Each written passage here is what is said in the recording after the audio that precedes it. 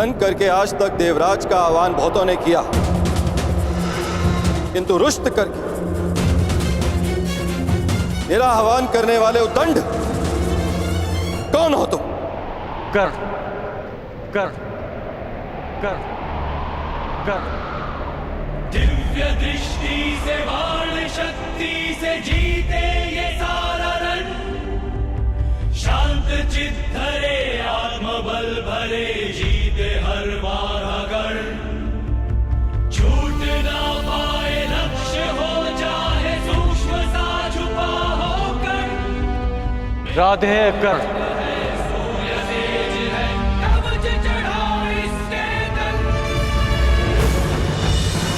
आह्वान करने के केवल दो ही कारण होते हैं, भक्ति के लिए या चुनौती के लिए।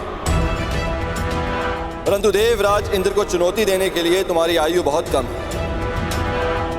और तुम्हारी उदंडता देख तुम्हें भक्त समझना कठिन।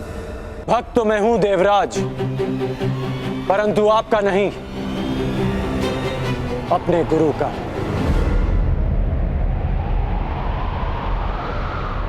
मैं यहां आपको चुनौती देने आया हूं।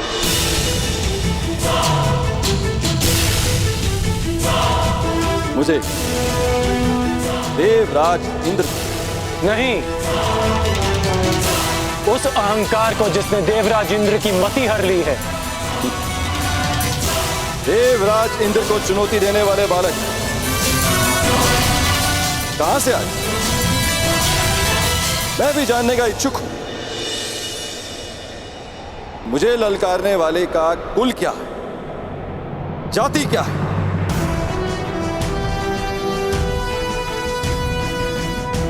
ज्ञानियों की आयु नहीं देखी जाती और ना ही वीरों का कुल पूछा जाता है। वीरों का बाहुबल ही उनकी जाति होती है और शस्त्र ज्ञान उनका कुल। आप बस इतना समझ ले कि यह कर्ण अपने गुरु के आदेश पर आपसे सम्मान सहित ये निवेदन करने आया कि आप अपने मेघों को वर्षा करने का आदेश दें। तो तुम मुझे आदेश दे रहे, देवराज इंद्र को? स्मरण रहे, वर्षा मेरी अधीन है। इसे आज तक मैं इन पृथ्वीवासियों को भेंट स्वरूप देता आया, परंतु मुझे अभी अनुभव होने लगा निःशुल्क में मिलने वाली इन सुविधाओं को ये पृथ्वीवासी सम्मान नहीं करते। इसी कारण मैंने निर्णय लिया है कि पृथ्वीवासियों को वर्षा तब तक प्राप्त नहीं होगी जब तक वह मुझे उचित सम्मान नहीं देंगे। सम्मान और आदर प्रेम देकर अर्जित किए जाते हैं देवराज, बलपूर्वक केवल भय अर्जित किया जाता है। तो भय के कारण ही सही मुझे सम्मान चाहिए। यदि सम्मान मिलेगा तो इन पृथ्वीवासियों को वर्षा प्राप्त होगी और उपेक्षा की तो वज्र। महर्षि दधीच ने अपनी अस्थियां आपको वज्र बनाने के लिए दी ताकि व्रतासुर जैसे असुरों का नाश हो, ना कि निशक्त प्रजा का विनाश हो। देवराज, आप भूल रहे हैं कि पूजा उस वृक्ष की जाती है जो फल दे, शीतल छाया दे। कांटों से भरे वृक्ष को काट दिया जाता है। सावधान कर्ण, तुम देवराज इंद्र के सम्मान को चोट लगा रहे हो। मैं केवल आपके अभिमान को खींच रहा हूं, जैसे हिमकर्ण स्वयं अपने पानी में पिघल जाता है। अहंकारी का अस्तित्व भी स्वयं उसका अहंकार हर लेता है। अपने मेघों को वर्षा करने का आदेश दे। इसे मेरा अंतिम निवेदन समझे या चेतावनी। और यदि मैंने तुम्हारा निवेदन अस्वीकार किया तो, वर्षा नहीं की तो मेरे बाणों की वर्षा से आपका अभिमान बच नहीं पाएगा।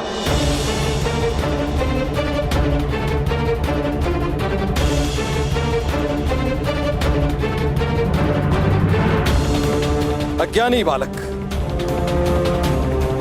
एक इंद्रधनुष क्या बना लिया, देवराज इंद्र का आह्वान क्या कर लिया, तो समझने लगे कि तुम मुझे चुनौती दे सकते हो। 2 बाण क्या प्राप्त हो गए। तुम्हें प्रतीत होता है कि तुम वज्रधारी इंद्र का सामना करो। आपको वज्र दान में मिला है देवराज,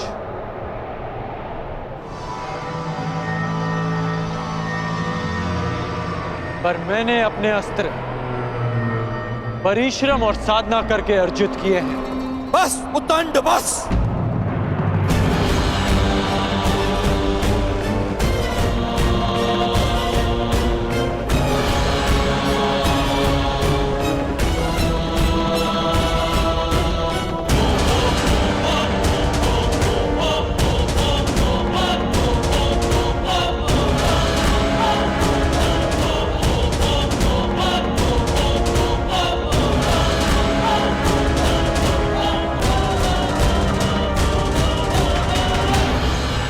अंध अस्त्र के अंधकार को मिटाने के लिए प्रकाश पुंज चाहिए कर्ण। चक्षुमास्त्र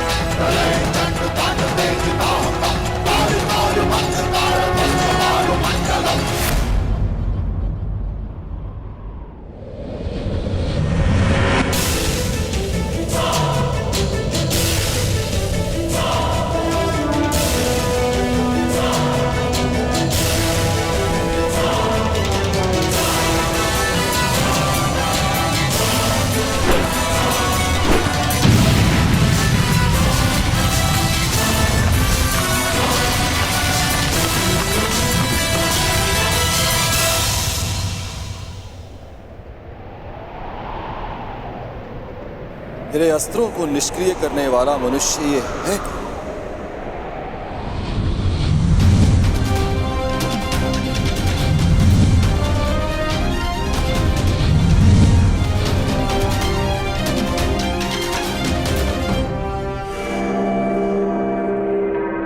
देवताओं को शक्ति मनुष्य की भक्ति से मिलती है, और जब देवता अहंकारी हो जाए तो मनुष्य को विरोध में खड़ा होना ही पड़ता है। और आज ये मनुष्य देवराज इंद्र पर ही इंद्रास्त्र का प्रयोग करेगा।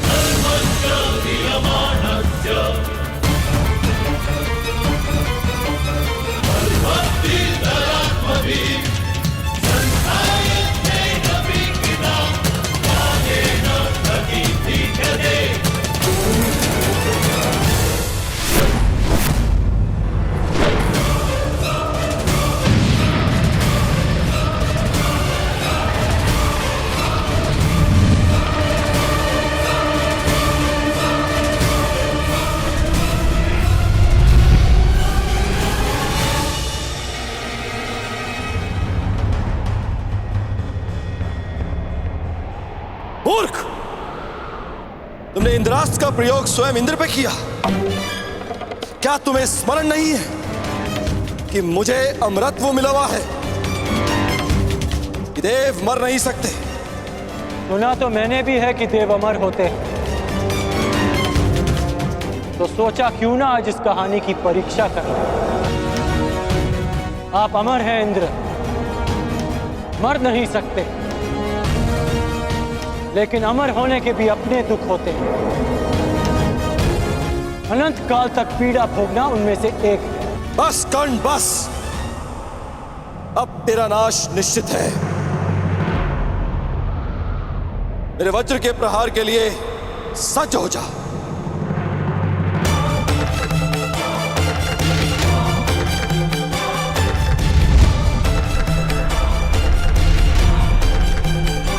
देवमानवयोः युद्धं कर्णस्य च महेन्द्रस्य च दृष्टमिदं किञ्चित् न केनापि कुत्रचित्।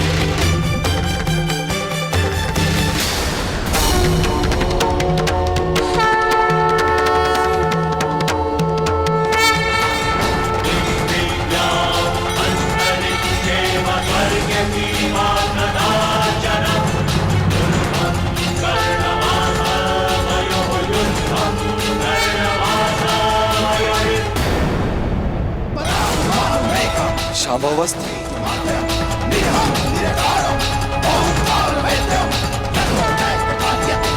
महादेव शिव शंभू का दिव्य अस्त्र नहीं, मैं इस पर वज्र से प्रहार कर कर महादेव को रुष्ट नहीं कर सकता।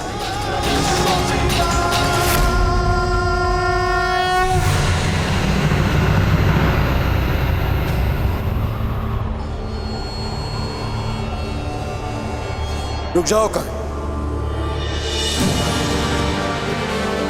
रुक जाओ।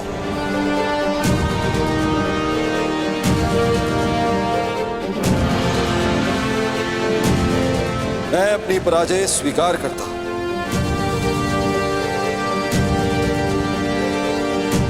तुम्हें इस संभव अस्त्र को प्रयोग करने की आवश्यकता नहीं।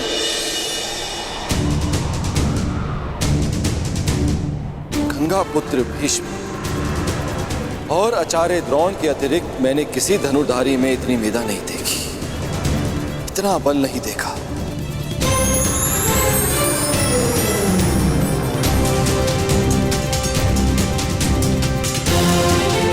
कौन हो तुम कर्ण? और कौन है वो जिसने तुम्हें इतना सक्षम बनाया? कौन है वो महागुरु? कौन है जिसके शिष्य हो तुम?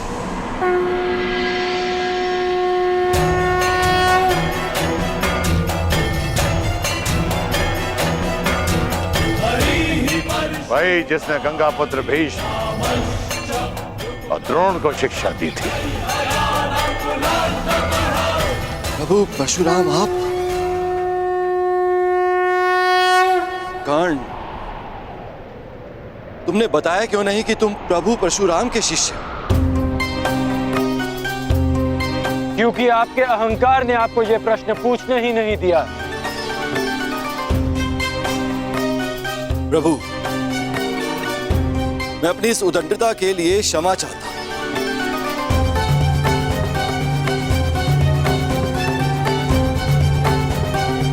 मेरे इस अहंकार ने मेरी मति को हर लिया था, जो मैं समझ नहीं पाया कि ऐसा प्रतिभावान योद्धा केवल आपका ही शिष्य हो सकता है। मैं क्षमा चाहता हूं, अर्थात मेघों को अभी वर्षा का आदेश देता हूं।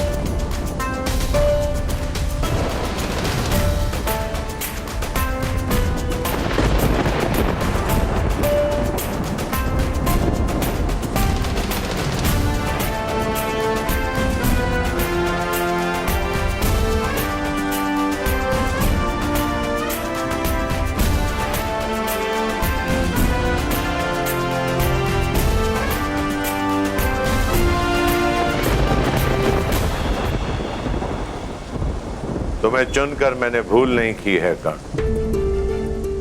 तुमने अच्छा प्रदर्शन किया है। क्योंकि मेरे गुरु ने मेरा मार्ग प्रदर्शन किया। ये कर्ण की नहीं, आपकी शिक्षा की विजय है गुरुदेव। कर्ण, वर्षों तक तुमने शस्त्र साधना की, मेरे हर आदेश का पालन किया, मेरे द्वारा दी गई हर परीक्षा में तुम खरे उतरे हो राधे। और आज तुमने इंद्रदेव का अहंकार तोड़कर मुझे गौरवान्वित किया है। इसका तात्पर्य जानते हो कर्ण? इसका अर्थ यह है तुम उन शस्त्रों को धारण करने के पात्र बन गए हो जो देवताओं को भी उपलब्ध नहीं है। मैं तुम्हें ब्रह्मशीरस्त्र की दीक्षा दूंगा। मैं तुम्हें ब्रह्मांडास्त्र की शिक्षा दूंगा। और परशुराम को सदैव ये गर्व होगा, ये दीक्षा प्राप्त करने वाला राधे कर्ण परशुराम का प्रतिबिंब है।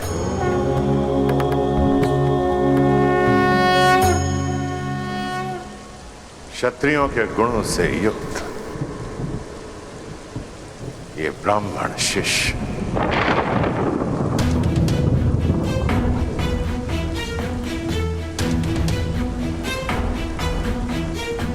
इतने वर्षों में असंख्य बार तुमने मुझे मेरी युवा अवस्था का स्मरण कराया। और आज इन मेधों को, इस नभ को, 7 तल्लों, चारों दिशाओं को मैं साक्षी मानकर सगर्व कहता हूं कि धनुर्विद्या में और युद्ध कौशल में तुम परशुराम के पर्याय हो। महादेव के अतिरिक्त तुमसे श्रेष्ठ धनुर्धर कोई नहीं है इस संसार में।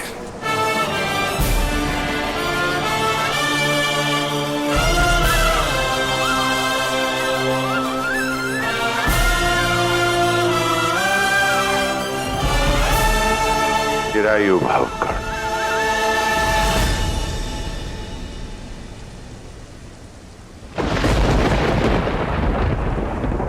कर्ण, कर्ण, कर्ण, कौन है ये कर्ण? कहां से आया इसमें इतना बल, इतना कौशल? कहां से पाया इसने इतना तेज? समझ नहीं आया कि केवल ब्राह्मणों को शिक्षा देने का प्रण लेने वाले परशुराम ने आखिर क्यों एक सूत पुत्र को अपना शिष्य बनाया? कुछ तो भेद है जिसे इंद्र भेद करके रहेगा। देवराज इंद्र को तो तुमने पराजित कर दिया कर्ण, परंतु देवराज इंद्र के भीतर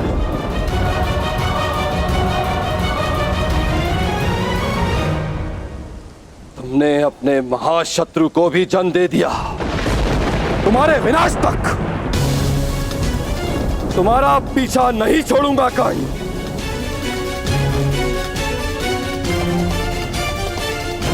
परशुराम तुम्हें संसार का सबसे सर्वश्रेष्ठ धनुर्धारी घोषित कर चुके हैं, किंतु क्षमा करना है धनुर्धारी। मैं इंद्र ऐसा कभी होने नहीं दूंगा, कदापि नहीं। इस संसार का सबसे सर्वश्रेष्ठ, सबसे महान धनुर्धारी केवल वही होगा जिसमें देवराज इंद्र का बल होगा। देवराज इंद्र के वज्र का तेज,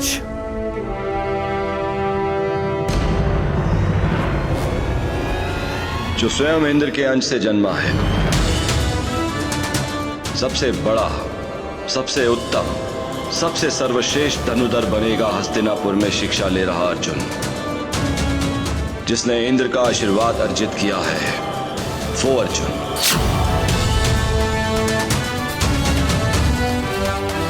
तुम जैसा धनुर्धर ना कभी जन्मा था,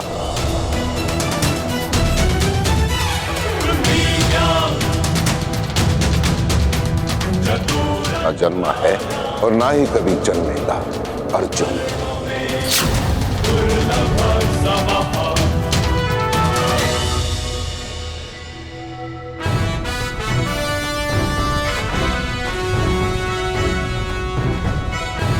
तुमसे श्रेष्ठ धनुर्धर कोई नहीं है इस संसार में। चिरायु भव कर्ण।